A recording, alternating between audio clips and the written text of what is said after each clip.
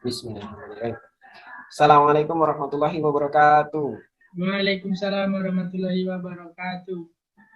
Baik, agar diberi kelancaran, marilah kita sebelum belajar berdoa terlebih dahulu ya. Berdoa dipersilakan. Ya, cukup. Selamat pagi semuanya, apa kabarnya?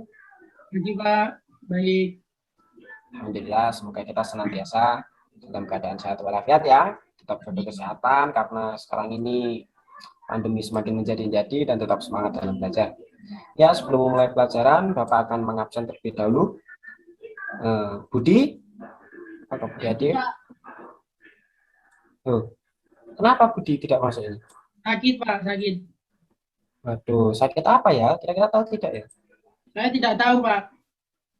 Waduh, sebaiknya lain kali ketika tidak bisa hadir itu memberitahu ya, minimal lewat WA atau mengirim surat dan sebagainya, supaya gurunya tidak khawatir. Dan kita doakan semoga Budi segera lekas sembuh dan dapat belajar bersama kita lagi. Amin. Nah, selanjutnya Alex. Hadir Pak. Baik, hari ini kita akan melanjutkan materi mengenai rantai makanan. Nah, tujuan dari mempelajari materi ini adalah agar peserta didik dapat memahami pengertian dari rantai makanan. Agar peserta didik dapat memahami proses dari rantai makanan. Lalu, peserta didik dapat mengetahui komponen dalam rantai makanan. Nah, selanjutnya nanti kita juga akan menyanyikan sebuah lagu mengenai proses dari rantai makanan. Nah, agar kita lebih mudah dalam melihat proses dari rantai makanan. Manfaat dari mempelajari rantai makanan ini diantaranya kita dapat membantu melestarikan hewan, terutama hewan yang sudah mau punah, karena agar ekosistem dari rantai makanan itu tetap terjaga. Dan selain itu, rantai makanan ini juga dapat membantu petani, agar petani mengetahui hewan apa saja yang menggagalkan panennya.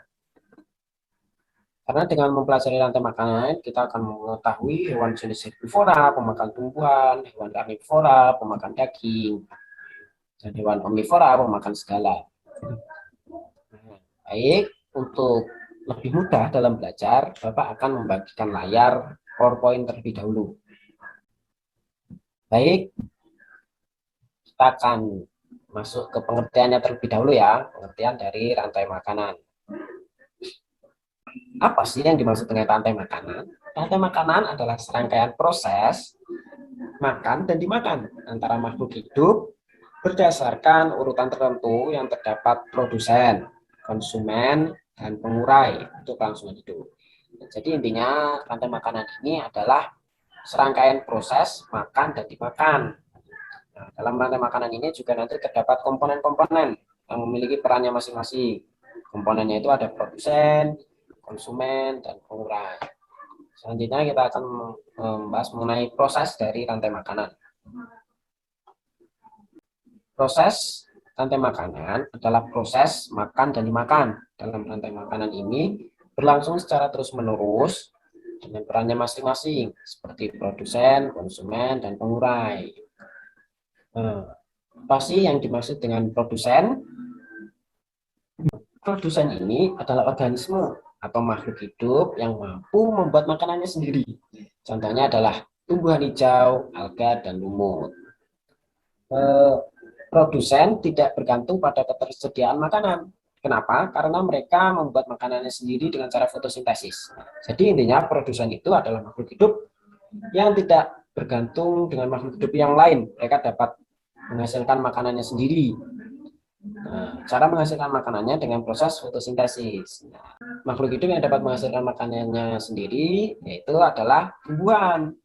Kita tidak pernah melihat kan tumbuhan memakan tumbuhan lain atau tumbuhan memakan hewan karena mereka membuat makanannya sendiri. Selanjutnya adalah konsumen. Konsumen yaitu makhluk hidup yang bergantung pada makhluk hidup lain karena dia tidak bisa memproduksi makanan sendiri seperti produsen. Biasanya yang menjadi konsumen dalam rantai makanan adalah hewan. Nah, konsumen ini adalah makhluk hidup yang memakan produsen karena dia tidak bisa menghasilkan makanannya sendiri. Kita tidak pernah melihat kan hewan yang masak makanannya sendiri. Yang ada hewan itu makan rumput, terus makan daun, atau memakan hewan yang lain. Nah, konsumen ini dibagi menjadi 3. Yang pertama ada konsumen primer. Nah, ini ada gambarnya ya. Konsumen pertama atau primer merupakan pemakan produsen atau pemakan tumbuhan dan biasanya disebut dengan konsumen herbivora atau hewan herbivora. Jadi konsumen pertama itu adalah hewan-hewan pemakan tumbuhan. Contohnya ada sapi, kelinci, belalang, tikus. Nah, ini ada tingkatan-tingkatannya ya. Selanjutnya ada konsumen sekunder. Nah, konsumen sekunder merupakan organisme atau makhluk hidup yang sumber makanannya dari konsumen pertama. Tingkatan ini diisi oleh hewan-hewan karnivora atau hewan-hewan pemakan daging. Nah, contohnya adalah ular, karena ular itu masih bisa dimangsa oleh elang, singa, dan sebagainya. Jadi intinya konsumen sekunder ini adalah hewan yang memakan konsumen pertama. Jadi semisal konsumen pertamanya itu belalang atau tikus. Tikus itu biasanya dimakan oleh ular. Nah, ular ini termasuk konsumen sekunder. Nah, konsumen sekunder ini juga masih dimangsa oleh hewan lain. Karena ular itu bisa dimangsa oleh elang, oleh singa, dan sebagainya. Selanjutnya yang terakhir adalah konsumen tersier. Nah, konsumen tersier atau konsumen puncak merupakan pemakan konsumen kedua dan seterusnya hingga konsumen yang terakhir yang disebut dengan konsumen puncak. Biasanya konsumen puncak merupakan hewan yang tidak bisa dimakan oleh hewan lainnya. Contohnya adalah singa, buaya, elang. Jadi intinya konsumen tersier ini konsumen yang paling tinggi. Kalau hebat-hebatan, konsumen ini merupakan konsumen yang paling hebat. Makanan dari konsumen tersier itu adalah konsumen sekunder. Nah, contohnya adalah elang, singa. Kita jarang kan melihat singa yang dimakan oleh ular, singa yang dimakan oleh katak. Yang ada singa itu mati karena biasanya mereka bertarung sesama singa atau usianya yang sudah tua. Selanjutnya ada pengurai dalam rantai makanan.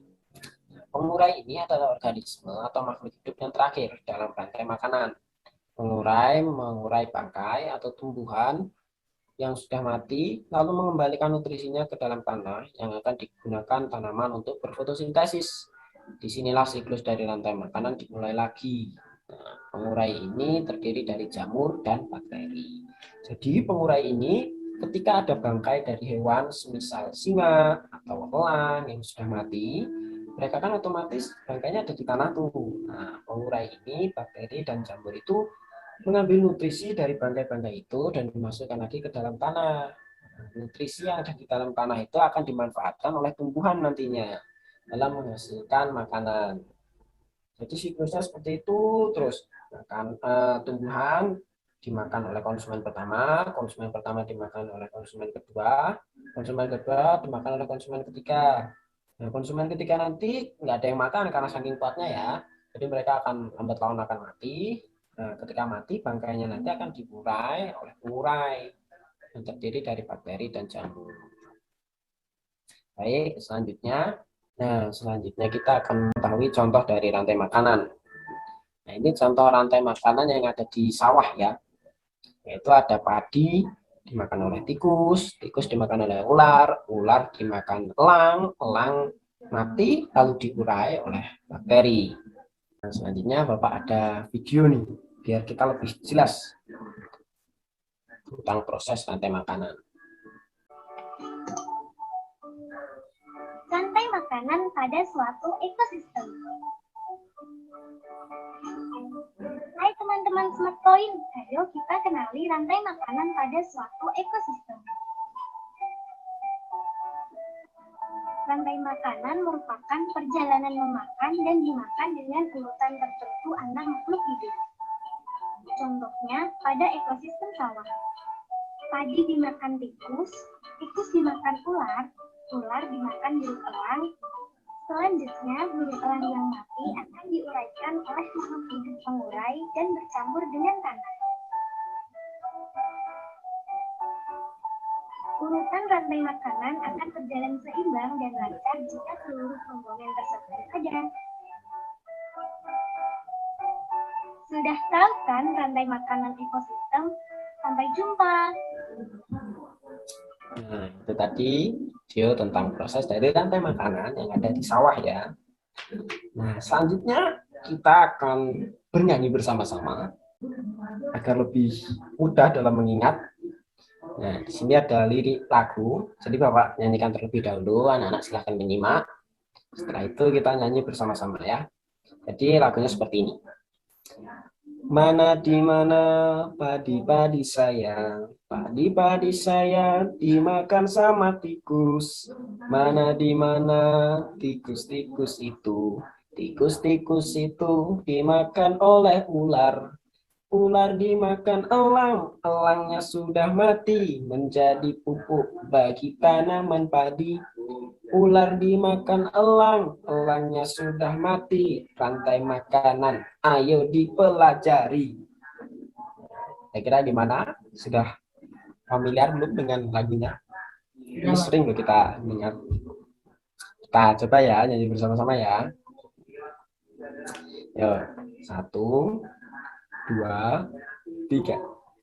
Mana di mana padi-padi saya, padi-padi saya dimakan sama tikus.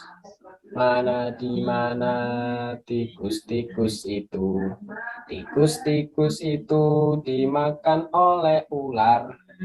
Ular dimakan elang, elangnya sudah mati, menjadi pupuk bagi tanaman padi. Ular dimakan elang, elangnya sudah mati, rantai makanan, ayo dipelajari. Nah, dari penjelasan tadi, kira-kira masih ada yang belum dipahami, mungkin bisa ditanyakan terlebih dahulu. Bagaimana elang itu diurai, Pak? Nah, gimana elang itu diurai? Nah, sebelumnya Bapak udah jelaskan ya tadi, bagaimana elang itu bisa diurai.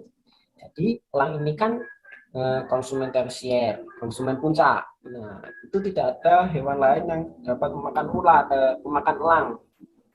Lalu elang itu bagaimana bisa mati? Nah, elang itu mati biasanya dengan cara mereka saling bertarung antar sesama elang, atau mereka mati karena usianya yang sudah tua, atau bisa juga karena perburuan liar. Nah, setelah mereka mati, otomatis mereka kan akan turun di tanah kan ya, bangkainya akan berada di tanah. Lalu bangkai-bangkai itu akan diurai oleh bakteri. Nah, bakteri itu mengambil nutrisi-nutrisi yang ada di bangkai, lalu dimasukkan ke dalam tanah, terurai, tersebar, sehingga tanah tersebut dapat digunakan tumbuhan untuk melakukan proses fotosintesis. Jadi siklusnya seperti itu terus dalam rantai makanan. Tumbuhan tumbuh dengan baik, dapat menghasilkan makanan dari hasil uraian bangkai yang dilakukan oleh bakteri. Makanan dari tumbuhan itu dapat menyebabkan tumbuhan ini menjadi subur. Ketika tumbuhan subur, tumbuhan nanti dimakan oleh tikus. Tikus dimakan oleh ular, ular dimakan elang mati, diurai lagi. Begitu terus siklusnya. Jadi dengan mengetahui rantai makanan ini, kita juga seharusnya bijak ya. Kita tidak boleh semena-mena terhadap hewan, kita harus melestarikan hewan, jangan sampai ada yang punah, karena dapat mengganggu ekosistem, dapat mengganggu rantai makanan. Kira-kira masih ada yang ingin ditanyakan kembali? Sudah, Pak. Baik, selanjutnya Bapak ada sedikit kuis yang akan kita coba bersama-sama ya. Yang pertama, di bawah ini yang bukan termasuk bagian dari rantai makanan. Ayo, yang mana? Yang Ada apa saja? Distributor, coba kita klik ya. Distributor bukan bagian dari rantai makanan ya, karena cuma ada konsumen, produsen, dan pengembang. Yang nomor 2, di bawah ini yang termasuk produsen dalam rantai makanan. Yang mana? Ayo. Rumput, Pak. Nah, coba kita klik. Rumput. Kata kambing kecoa itu termasuk konsumen. Yang nomor 3. Di bawah ini yang termasuk konsumen dalam rantai makanan. Ayo, yang mana? Bakteri, Pak. Yakin bakteri? Yakin, Pak? Coba kita klik ya. Kurang tepat. Ayo, yang mana tadi? Eh, Masa lupa? Ayo. Konsumen loh. oh, Konsumen belalang, itu Pak. biasanya makan. Nah, belalang. Karena belalang itu memakan tumbuhan. Coba kita klik apakah benar? Ya, belalang. Itulah materi kita pada pertemuan kali ini. Bapak end screen dulu ya. Nah, jadi itu materi pada pertemuan hari ini. Kira-kira apa yang dapat anak-anak simpulkan dari materi ini tadi? Ayo, apa yang dimaksud dengan rantai makanan? Apa ya, Pak? Ayo. Sebuah rantai makanan itu sebuah siklus, Pak. Siklus kehidupan. Oke, proses ya berarti ya yang tidak pernah terputus dan harus selalu kita jaga karena dapat bahaya ketika rantai makanan itu komponennya hilang salah satu karena perbuatan kita yang tidak bijak berburu banyak-banyak sehingga salah satu komponennya itu punah. Nah, itu sangat bahaya. Kita harus bijak dalam melestarikan hewan. Nah, itu tadi materi kita pada pertemuan hari ini mengenai rantai makanan. Karena waktunya juga sudah mau habis ya, Bapak akan cukupkan pertemuan pada kesempatan kali ini. Sebelum itu, marilah kita berdoa terlebih dahulu agar pelajaran ini mendapatkan keberkahan dan bermanfaat untuk kita. Berdoa, dipersilahkan. Cukup. Baik, tetap semangat, jaga kesehatan, selalu gunakan protokol kesehatan, jangan keluar rumah jika tidak penting, karena kondisi ini semakin genting ya, kita harus tetap waspada, selalu berdoa, jaga iman dan imun. Baik, Bapak akhiri. Assalamualaikum warahmatullahi wabarakatuh. Waalaikumsalam warahmatullahi wabarakatuh. Terima kasih, Pak. Sama-sama.